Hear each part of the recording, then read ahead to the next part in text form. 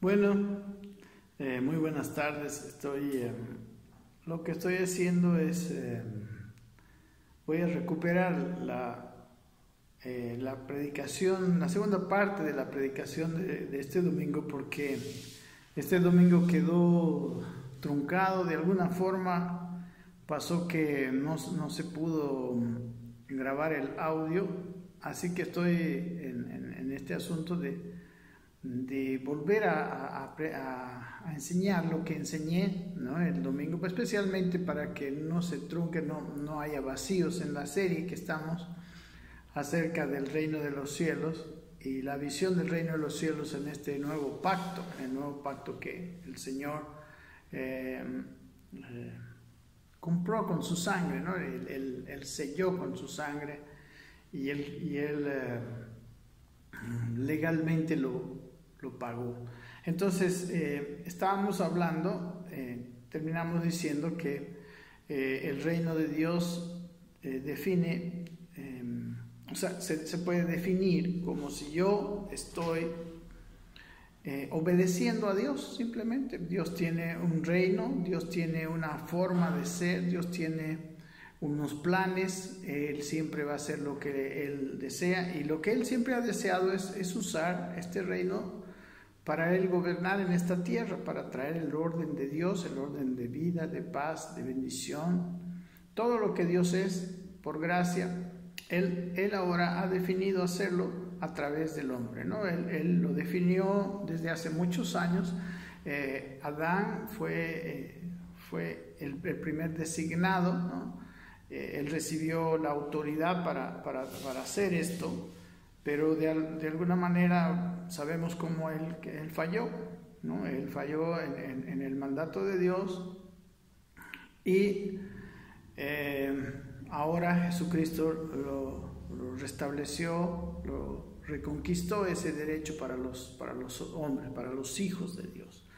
Entonces veíamos que la salvación era algo que nosotros necesitamos tener para entrar al reino de Dios, porque en la salvación nosotros nacemos espiritualmente, y al nacer espiritualmente podremos, abrimos la capacidad de oír al Señor en nuestro espíritu, y Él puede hablarnos. Entonces veíamos que para que Él nos hable necesitábamos la transformación y la renovación de nuestra mente, ¿no? Eso está en Romanos 12:2. Eso también fue lo que predicó el Señor, lo que predicó Juan el Bautista, diciendo que nos debemos, dice, arrepentidos porque el reino de los cielos se ha acercado. Entonces, arrepentidos, en realidad, la palabra de que yo dejo mis pecados a un lado, el concepto de que eso es arrepentirse, es un concepto muy, muy limitado. Nosotros, la Biblia dice, usa la palabra metanoia en el griego, que quiere decir cambio de mentalidad, y eso es lo que dice Romanos 12:2, que no nos conformemos a este siglo, que ya no, que cambiemos nuestra manera de pensar para que después de ello ser transformados y nuestra mentalidad cambie, ¿no? Esa transformación de la que habla Romanos 12:2, usa la palabra metamorfosis, es la transformación de nuestra mente, porque ya nuestro espíritu, el espíritu del hombre, ha sido regenerado. El espíritu humano ha nacido de nuevo, está nuevito, pero la mente y todo el alma no ha sido restaurada, y definitivamente en este tiempo es la salvación del alma, es un proceso en el cual nosotros estamos inmersos, y para ello es definitivo una transformación de nuestro entendimiento, de nuestra mente, ¿no? De lo más profundo del alma, de nuestras actitudes. Y hemos visto que algunas cosas en los primeros capítulos, pero ahora llegamos al capítulo 5, versículo 19 de Mateo, donde dice que para ser grandes en el reino de los cielos es necesario cumplir y enseñar mandamientos llamados muy pequeños.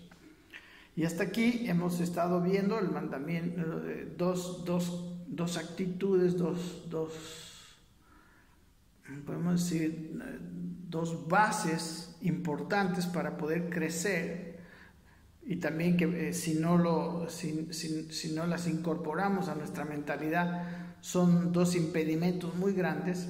Uno es el guardar rencor contra nuestros hermanos, y el otro es el cometer adulterio, ¿no? El guardar rencor contra nuestros hermanos es algo muy grave, es algo que es totalmente un impedimento para crecer, no se puede hacer, es un impedimento interno, es un impedimento también que afecta al cuerpo de Cristo, porque los hermanos formamos parte del cuerpo de Cristo, y para el Señor eso es muy grave, muy, muy tremendo.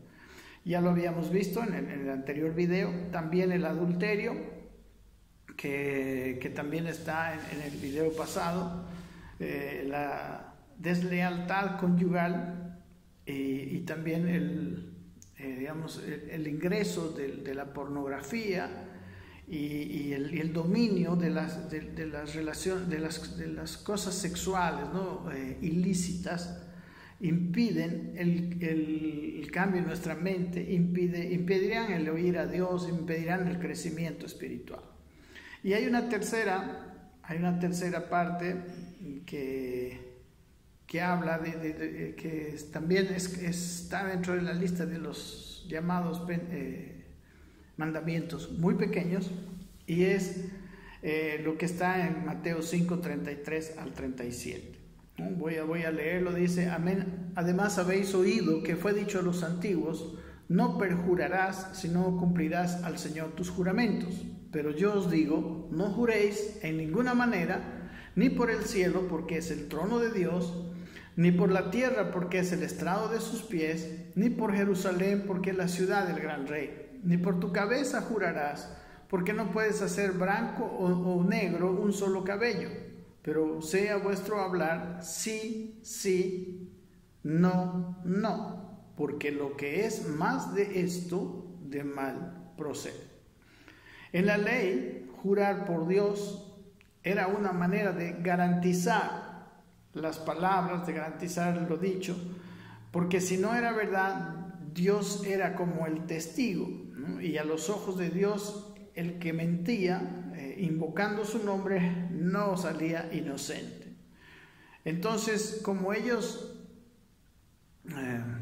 siempre le buscan la manera, como muchas veces hacemos los seres humanos, buscarle la manera de sacarle la vuelta, lo que ellos hacían, empezaron a inventar nuevas formas o nuevas cosas por las cuales jurar, ¿no? Como en vez de jurar por Dios, juraban por el cielo, como dice aquí, por la tierra, hasta por Jerusalén, ¿no?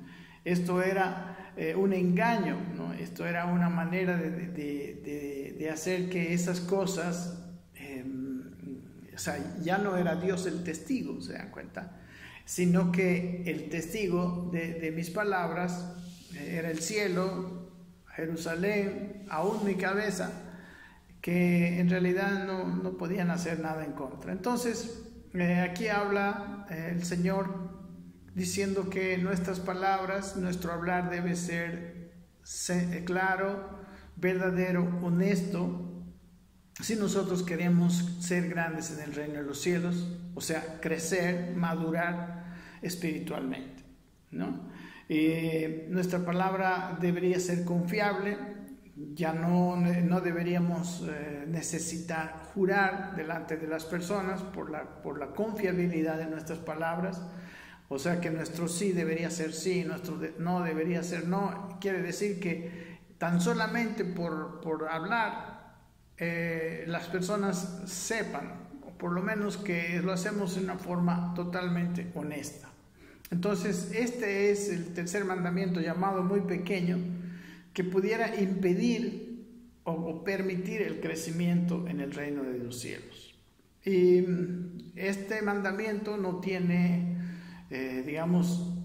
esa gravedad de los otros, en el sentido de que incluso cuando hablábamos del rencor, hablábamos que el que le diga fatuo, el que le diga necio a su hermano era culpable ante el concilio y podía llevarlo hasta el infierno de fuego.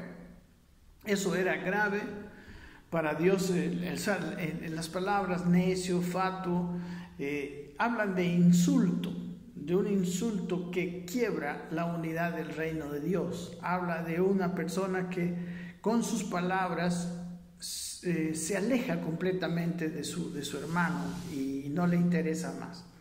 Entonces, eso el Señor lo ve muy grave y por eso dice que podría llevarlo al infierno de fuego. Lo mismo el adulterio, ¿no? Era muy grave porque dice, si tu ojo te fuera ocasión de caer, sácalo, córtalo hecho de ti. Y dice, mejor sería que tú entres al reino de Dios tuerto que te vayas al infierno, ¿no? Con los dos ojos bien, ¿cómo podemos decir? Con tus dos ojos bien. Permítame.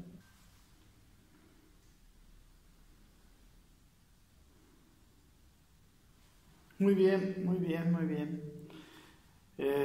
Conectamos la corriente para que se cargue el teléfono. Muy bien. Entonces, habíamos dicho que este mandamiento de la boca no tiene esos peligros, aunque veíamos que Santiago, en su carta, habla de que la lengua es un miembro muy pequeño, ¿no? Así como el mandamiento, pero ese pequeño miembro es como puede desatar serias consecuencias. De hecho, el decirle necio o fatuo digamos, del rencor que hablábamos antes, es pues algo que se dice con la lengua, ¿no? Entonces la lengua es como un fuego, dice que un pequeño fuego que puede levantar un gran bosque. Entonces el hecho de manejar nuestras palabras, el hecho de tener unas palabras, un hablar honesto y correcto, justo, recto, de corazón, es muy importante e indica en realidad nuestra condición interior, ¿no? Habla también ahí diciendo, por ejemplo, que el que es capaz de refrenar su lengua es capaz de dominar todo su cuerpo. Entonces, la lengua es algo. La lengua también dice el Señor Jesucristo, decía que de la abundancia del corazón habla la boca. Entonces, la abundancia del corazón, o sea, la lengua nos avisa, ¿no?, lo que hay en nuestro corazón. Por tanto, nuestro sí debe ser sí, nuestro no debe ser no. Si queremos entrar en el reino de los cielos, tenemos que ser hombres de verdad, hombres honestos en nuestro hablar y mostrar, en realidad, lo que hay en nuestro interior. Habíamos, la verdad, que en la medida en que nosotros crecemos en Cristo, o dicho de otra manera, en la medida en que Cristo es formado dentro de nosotros, este hablar será en forma natural verdaderamente diáfano, así como fue el hablar del Señor Jesucristo. Amén. Entonces, hasta ahí veíamos los mandamientos llamados muy pequeños, y quizás dentro de esos mandamientos muy pequeños también están los que van a seguir. Pero ahora quiero referirme al versículo 20 del capítulo 5 de Mateo, que es la siguiente vez donde ocurre la palabra reino de los cielos. Aquí dice, porque si os digo que si vuestra justicia no fuera mayor que la de los escribas y fariseos, no entraréis en el reino de los cielos.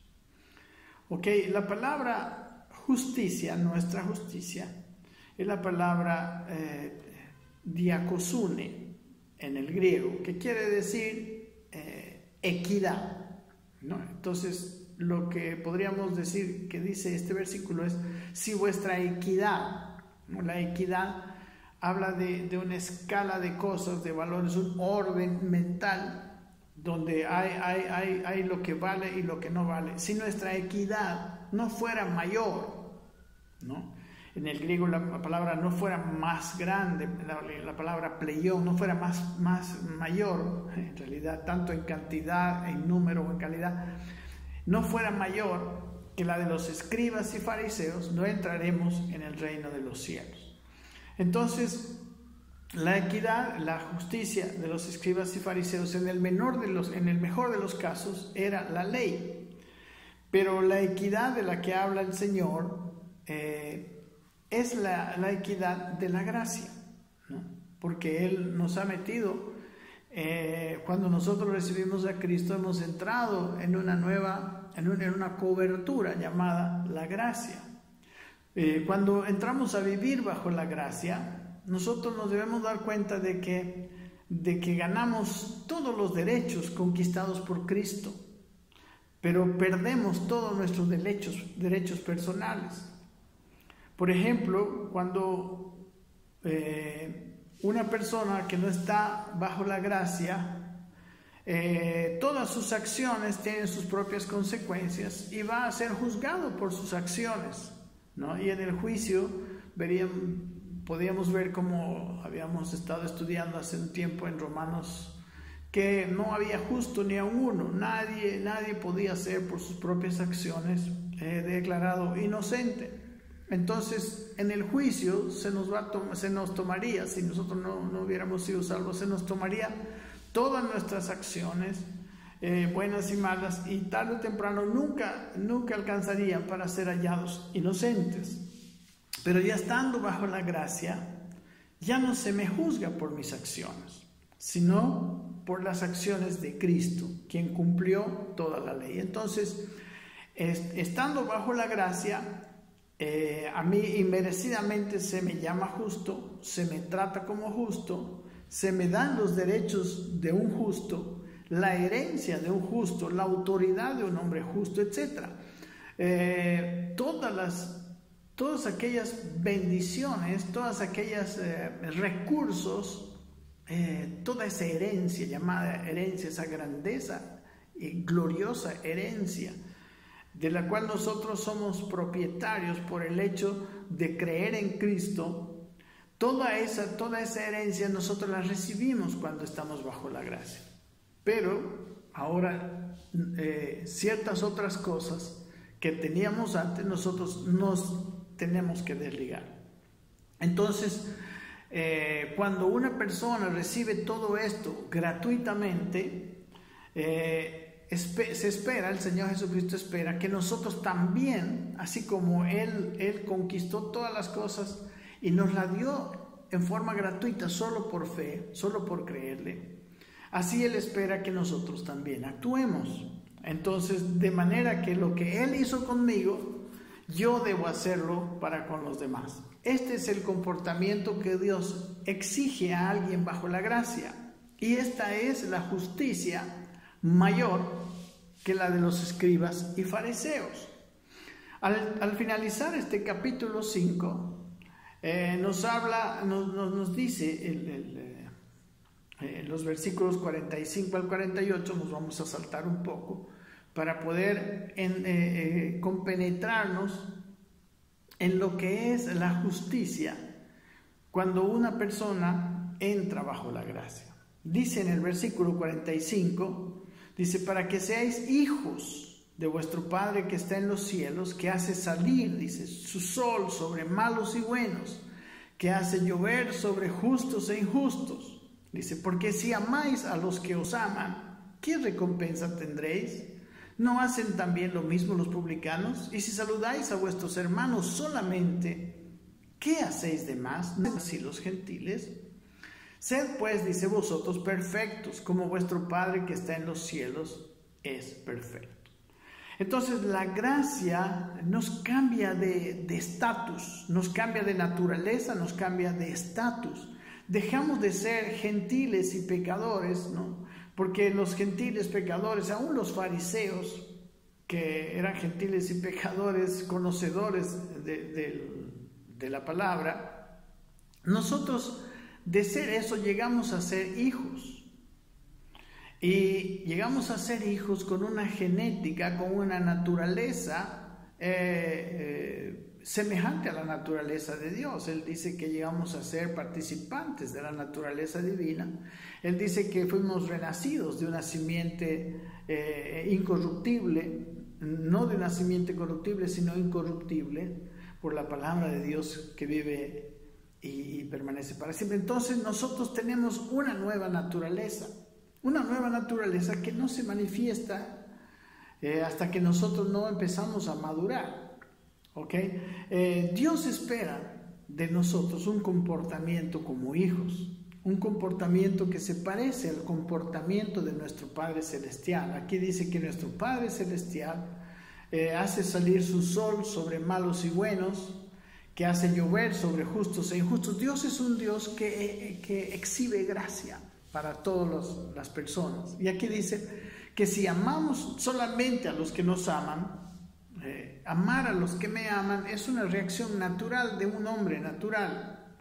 No necesito ser hijo de Dios, no es exactamente la reacción divina. Dios es un Dios de gracia, sí, es un Dios justo. Y también la ley, nosotros yo no estoy diciendo que la ley está mal, pero aquí dice que nuestro comportamiento para nosotros entrar al reino de los cielos debe superar al comportamiento de la ley. Y dice, si saludáis solamente a vuestros hermanos, ¿qué hacéis de más? ¿No hacen también así los gentiles? Recuerden, ahora está hablando ya no de un comportamiento con los hermanos, sino con un comportamiento con el mundo. Y termina diciendo en el versículo 48 que nosotros seamos perfectos como nuestro Padre que está en los cielos es perfecto. Entonces veíamos que Dios espera un comportamiento conforme a la naturaleza que Él nos dio. Que tengamos la misma actitud de nuestro Padre. Los escribas y fariseos y su ley, recuerden, estamos hablando de que si nuestra justicia no fuera mayor que la de ellos, no entraríamos en el reino de los cielos. Entonces, los escribas y fariseos estaban bajo la ley. Obviamente, ellos serán juzgados por la ley. Ahora, ellos, al andar en ese estilo de vida, ellos también juzgan a los demás por la ley. Entonces ellos tienen un estatus muy diferente del nuestro. Vamos a ver un ejemplo. A mí me encanta la parábola de los dos deudores, creo que se llama. Aquí está, ahorita lo vamos a ver. El perdón, por ejemplo. Quiero tratar de que nosotros entendamos por qué nosotros tenemos que tener una vida donde exhibimos gracia, una justicia, una equidad en nuestra mente, de tal manera que el bendecir, el dar, el perdonar, como vamos a ver más adelante, etcétera, debe ser una cuestión prácticamente natural. El perdón, por ejemplo, es una acción de gracia.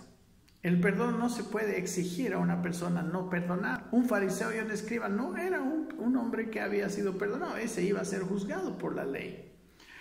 Y aunque sabemos, ¿no?, que perdonar es sabio, la gente no perdona. La gente exige sus derechos, piensa que tiene derechos y que debe exigirlos, y en realidad es correcto, es lo legal.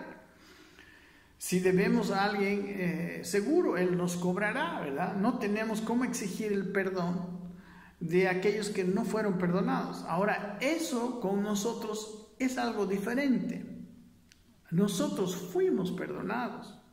Nosotros fuimos despojados de toda nuestra deuda en una manera gratuita. Y eso es lo que eso es parte del beneficio de la gracia de Dios. En Mateo 18 dice el Señor, quiero hacer énfasis en la última parte de este versículo. Él les dijo a los discípulos: sanad enfermos, limpiad leprosos, resucitad muertos, echad fuera demonios. Y termina diciendo con esta frase: de gracia recibisteis, dad de gracia. Entonces, el Señor espera que nosotros demos de gracia lo que de gracia hemos recibido. Y el perdón, como hemos dicho, la herencia, etcétera, todo eso es una cosa que nosotros tenemos por pura gracia. Dios nos lo sigue dando. Como les digo, Dios nos trata como a justos. Nosotros, incluso el enemigo, nos ve como justos porque Dios pone a Cristo. Fuimos sustituidos, nuestra justicia vieja fue sustituida para la justicia de Cristo.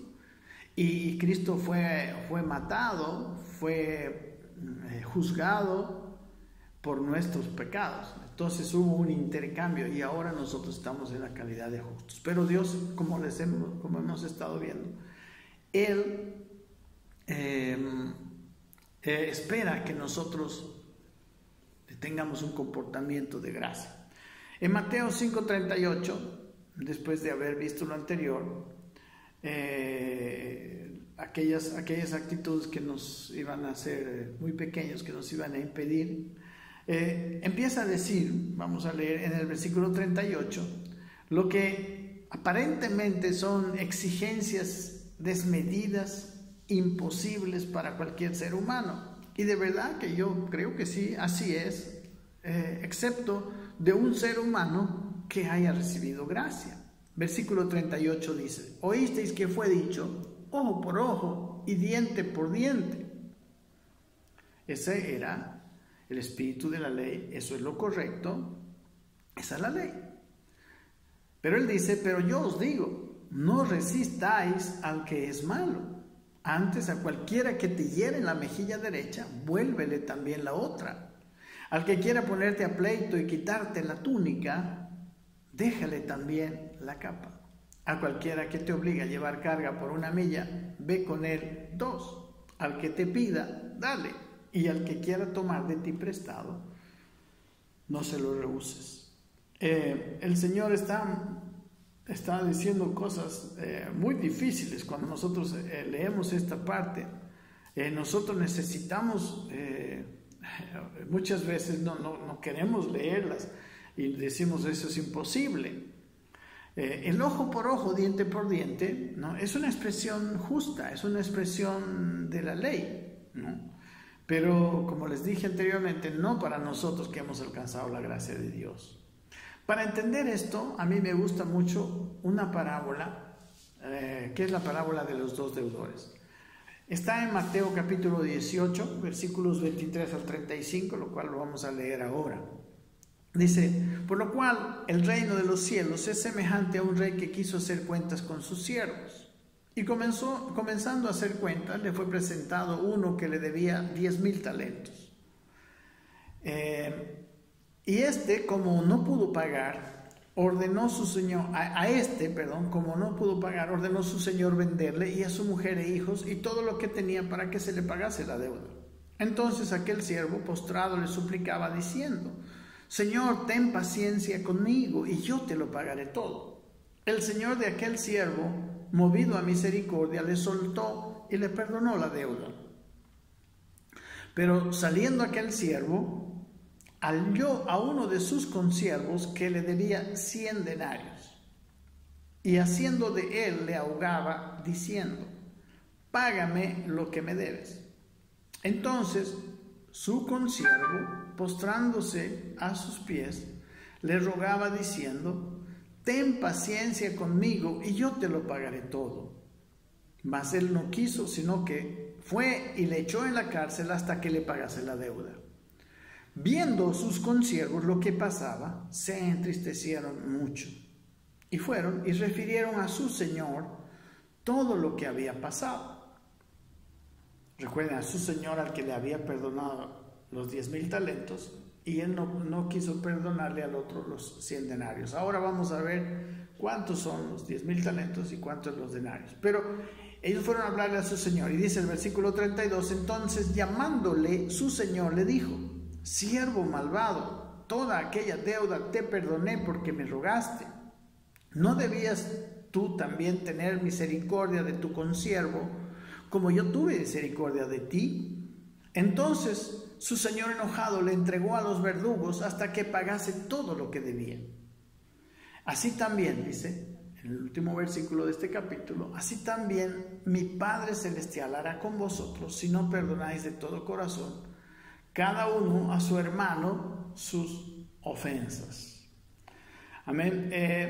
Hermanos, cuando hablamos de una situación de un hombre que está bajo la gracia y de un hombre que no está bajo la gracia, muchas veces nosotros tenemos un problema. Miren, como la tenían estos hombres. Dice aquí en el versículo 24 que el siervo del Señor le debía a su Señor 10,000 talentos. Quiero mostrarle la cantidad que significa 10,000 talentos. Un talento es equivalente a 6,000 dracmas. Una dracma es más o menos el 90% de un jornal que se le pagaba a un jornalero diariamente. Entonces, 10,000 talentos viene a ser, ¿no?, 60 millones de dracmas. 10,000 por 6,000 son 60 millones de dracmas. Y haciendo cálculos, resulta que son más o menos 147,979 años de jornal. O sea, si él trabajaría para el Señor todos los años de su vida, no le alcanzaba la vida. Nosotros vivimos quizás, no sé, 100 años que viva, pero son 147,979 años de jornal. Por eso realmente la deuda era demasiado grande. Por eso el Señor dijo: véndanlo a véndale a su esposa, a sus hijos, a toda su familia, para que se le pague la deuda. Ahora, que había sido perdonado de tan grande cantidad, no quiso perdonar a un consiervo suyo que le debía 100 denarios. Un denario es un jornal diario, ¿no? O sea, el dracma es un 90% de un denario, ¿no? Un denario por 0.9, pero un denario es un jornal diario. 100 denarios vienen siendo 3 meses, ¿no?, y 10 días de jornal. Y podemos ponernos a ver la comparación. 150,000, redondeando, años de trabajo versus 3 meses de trabajo. Que no quiso perdonar, realmente nosotros vemos que él no conocía las matemáticas. Este hombre no entendía qué es 147,000 años de trabajo versus 3 meses, ni un año de trabajo, ni una cuarta parte de un año de trabajo. Esta miopía matemática que tiene él es la misma que a veces nos viene a nosotros que hemos recibido la gracia de Dios. El perdón y todos los beneficios que nosotros hemos recibido con la gracia de Dios es tan grande que nosotros deberíamos perdonar cualquier ofensa. Como dice aquí, deberíamos al que nos pide darle, no importa perder, si alguien nos está metiendo en pleito para cobrarnos o para quitarnos la túnica, no deberíamos tener ningún problema en darle hasta la capa. Si alguien me obliga a llevar su carga 1 milla, yo debería ir con él 2 millas. O sea, nuestras actitudes deberían ser actitudes de gracia, porque nosotros hemos recibido una gracia mucho más superior. Y Dios no está, ahora hemos entrado en un estatus de todo, de provisión incluso, ¿no? De tal manera que nosotros, si perdemos cosas materiales en este tiempo, Él dijo en el capítulo 6 de este mismo Sermón del Monte 6:33 que si buscamos nosotros el reino de Dios, o sea, ser guiados por Dios y su justicia, todas nuestras necesidades serán suplidas. Nosotros no estamos para defender ni nuestro orgullo, digamos, ni nuestro nombre, ni nuestras posesiones. Absolutamente eso ya, lo que tenemos dentro de lo que hemos recibido la gracia de Dios, eso supera con mucho. Eso lo nuestro, no sé cuánto será lo que tenemos, no son ni 3 meses de sueldo, y lo que Dios nos dio son 50,000 años de bendición. No sé si usted lo entiende, pero eso es, por causa de eso el Señor nos dice que demos, que bendigamos, que llevemos una milla, porque el Señor compró todo eso para nosotros, y ese fue el método de Dios para salvarnos. El método de Dios para que nosotros fuésemos salvos fue así. Y él dice, ahora que ustedes están adentro, para salvar al mundo ustedes tienen que vivir así. ¿Ok? No está hablando de ser tontos, de ir a repartir nuestra plata. No, está hablando de una actitud de gracia, una actitud de un corazón que no se apega a las cosas de esta vida. En los versículos 43 al 48, ¿ok? Se dan cuenta, ¿verdad? Dice, oísteis que fue dicho, amarás a tu prójimo y aborrecerás a tu enemigo. Vuelve a mostrar una justicia de ley. Pues es correcto. Nosotros, por eso cuando se nos habla de perdonar, a veces decimos, pucha, qué raro, si yo tengo que perdonar, en realidad perdonar es perder.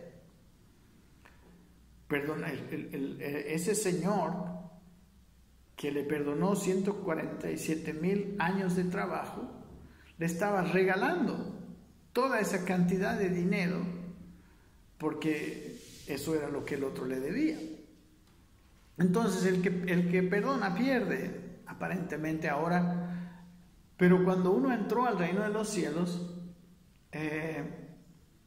y no perdona,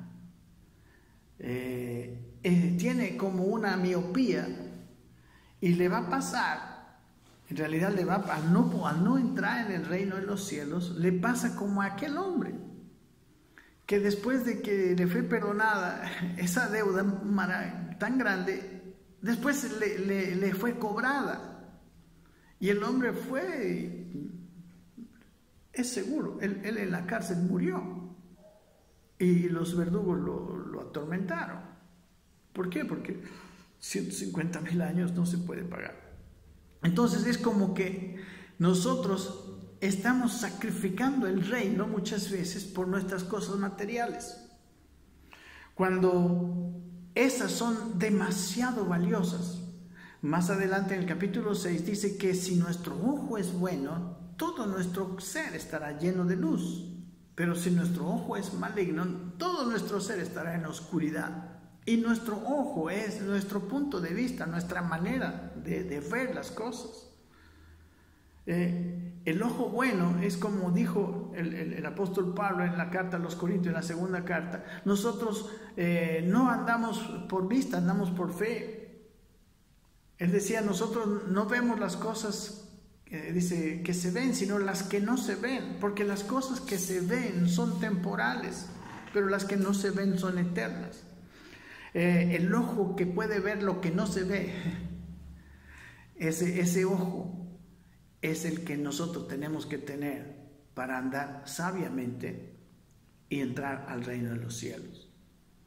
Así que por eso aquí, después de hablar de todo ese pasaje que hemos visto, ¿no?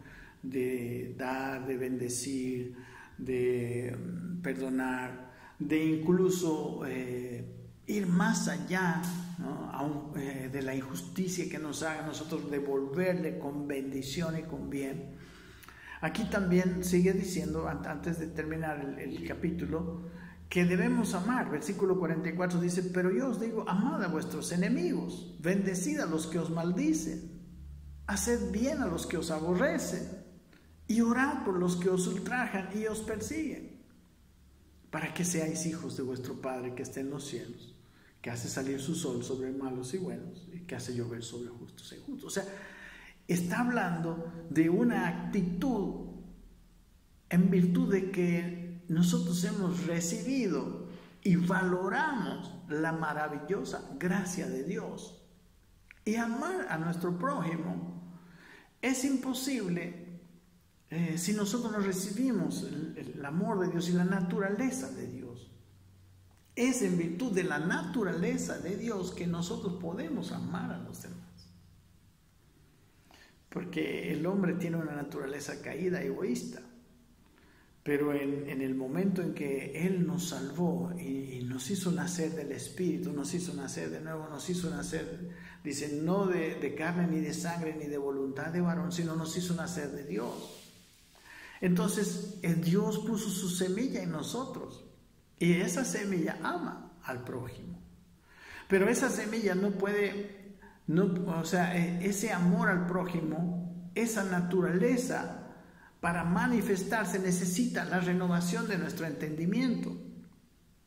Y es que el reino no es la salvación. La salvación es el puntapié inicial para entrar al reino.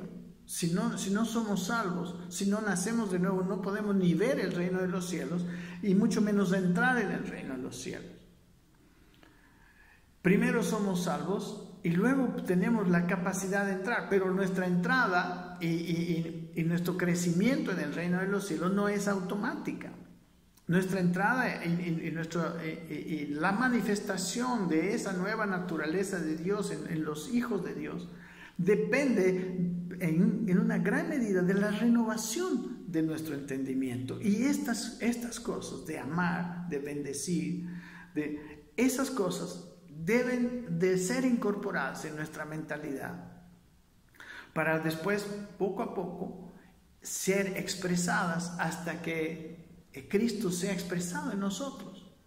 Por eso el misterio escondido desde los siglos y edades era Cristo en nosotros, la esperanza de gloria. ¿Y qué es gloria? En este contexto, gloria es ese comportamiento como el que Cristo tuvo. ¿Ok? Entonces entendemos que nuestro comportamiento no puede ser como los de los demás. Aquí dice que hagamos eso, bendigamos, oremos, que hagámosle bien aún a los que nos persiguen, nos ultrajan, para que seamos hijos de nuestro Padre, o sea, para que tengamos un comportamiento de hijos, que Él hace salir su sol sobre malos y buenos, que hace llover sobre justos e injustos, porque dice, y si ustedes, aman a los que le aman, ¿qué diferencia hay? ¿Acaso no hacen eso los publicanos y también los gentiles? Si saludan a sus hermanos solamente. Entonces termina diciendo este capítulo, sean ustedes perfectos, como vuestro Padre que está en los cielos es perfecto. La palabra perfecto en el griego, ya para terminar, es la palabra transliterada teleios, que quiere decir una persona, es algo que llega a su máximo desarrollo. ¿Ok? Es que en esa naturaleza de Dios se llega llega a tomar todo nuestro ser, y que nosotros nos hagamos, como dice el libro de Efesios en el capítulo 4, lleguemos a la medida de la estatura de la plenitud de Cristo, lo cual es el propósito de Dios y es la expresión de su reino en esta tierra, y es lo que la iglesia el mundo está necesitando. En Romanos capítulo 8 dice que la creación entera está gimiendo, está con dolores de parto, aguardando la manifestación de los hijos de Dios, y esta es la manifestación de los hijos. ¿Ok? Amar al prójimo y aborrecer al enemigo es una reacción natural de cualquier ser humano. Aquí estamos bajo la consecuencia de la verdadera gracia, en la cual es un cambio de naturaleza, de publicanos y gentiles traídos a ser hijos de nuestro Padre, con la naturaleza de nuestro Padre. Pero es necesario que esa naturaleza que ya hemos adquirido sea, ¿cómo podemos decir? Sea completada y llene todo nuestro ser. Por eso dice que necesitamos ser perfectos, ser completos, maduros, llegados al máximo desarrollo del Cristo que está en nosotros. Estas son cualidades que muestran la vida de Cristo desarrollada en nosotros. ¿Ok? Es precisamente lo mismo que dice la expresión de ser llamados grandes en el reino, ya desarrollados, ya las características de Dios incorporadas en nuestro ser.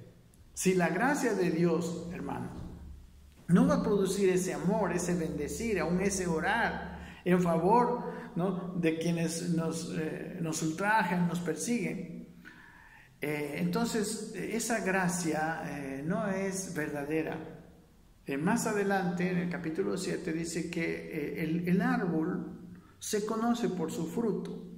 En realidad no es que nosotros vayamos todos los domingos a la iglesia, que llevemos nuestras ofrendas. No es que tengamos conocimiento de la Biblia, aunque todo eso es muy bueno, pero en realidad es el fruto, es nuestra manera de vivir, aquello que mostrará si el árbol es Cristo. ¿Ok? Entonces, todas estas actitudes son internas, son cuestiones de adentro, no para mostrar a otros cómo es nuestra justicia, sino que Dios está haciendo. ¿Ok? Entonces, hasta aquí terminamos de ver lo que estamos diciendo. Quisiéramos previamente solamente mostrarles cómo es que la justicia de los escribas y fariseos era una justicia falsa, podemos decir, una justicia sin respaldo interno. En el capítulo 23, si usted quiere una descripción de los escribas y fariseos, hombres que conocían la ley, hombres que tenían un comportamiento intachable, un comportamiento que es un cambio de comportamiento, es lo que busca la religión. Pero el verdadero cristianismo busca un cambio total, interior. Miren cómo les dice en el capítulo 23, versículo 25, Jesús a los escribas y fariseos, y ahí podemos contrastar las cosas internas, podemos contrastar el adulterio de hecho y el adulterio de corazón. A Dios lo que le importa es cómo está tu corazón, y obviamente muy seguro, a veces no, pero casi siempre termina pues el adulterio del corazón en un adulterio de hecho, y así todas nuestras actitudes en la vida. Mateo 23, 25, miren cómo les describe Jesús. Dice: ay de vosotros, escribas y fariseos hipócritas, porque limpiáis lo de fuera del vaso y del plato, pero por dentro estáis llenos de robo e injusticia. Miren lo que le dice: fariseo ciego, le dice, limpia primero lo de dentro del vaso y del plato, para que también lo de fuera sea limpio. O sea, el Señor está hablando de que es desde adentro hacia afuera. El comportamiento debe ser un resultado de una transformación interior. Y en el caso de nosotros, que nuestro espíritu fue salvo, tenemos una nueva naturaleza, es un resultado también de un cambio de mentalidad. Hoy estamos hablando y estamos predicando para provocar un cambio de mentalidad en nuestro corazón, que eso es lo que decía el Señor, y para eso vino desde Juan el Bautista. Él vino a transformar la manera de pensar, para que cuando la nueva naturaleza venga, entonces esa nueva naturaleza tenga un vehículo de expresión. En realidad, nuestro cambio de mentalidad es ese vehículo de expresión que va a acelerar, ¿no?, la formación de Cristo en nosotros. Entonces le sigue diciendo: ay de vosotros, les dice, escribas y fariseos hipócritas, ¿verdad?, actores, porque sois semejantes a sepulcros blanqueados, que por fuera la verdad se muestran hermosos comportamiento, mas por dentro están llenos de huesos muertos y de toda inmundicia, ¿no?, un interior descuidado. Así también, dice versículo 28, vosotros por fuera a la verdad os mostráis justos a los hombres, pero por dentro estáis llenos de hipocresía e iniquidad. Entonces, aquí terminamos mostrando ese contraste entre lo interior y lo exterior y diciendo que esos mandamientos aparentemente muy pequeños, en realidad son muy pequeños en el sentido de que no son visibles, pueden esconderse, pero sí necesitamos tratarlos, sí necesitamos trabajar en ellos para que la naturaleza del Señor se exprese, para que Dios pueda gobernarnos, para que Él pueda reinar en nuestras vidas y luego Él reinar a través de nosotros. Dios le bendiga. Esto que estoy haciendo ahora, lo prediqué el domingo, fue la segunda parte del culto del domingo 14 de octubre, pero no pudimos verlo porque se nos arruinó el audio. Nos vemos el próximo domingo. Muchas gracias.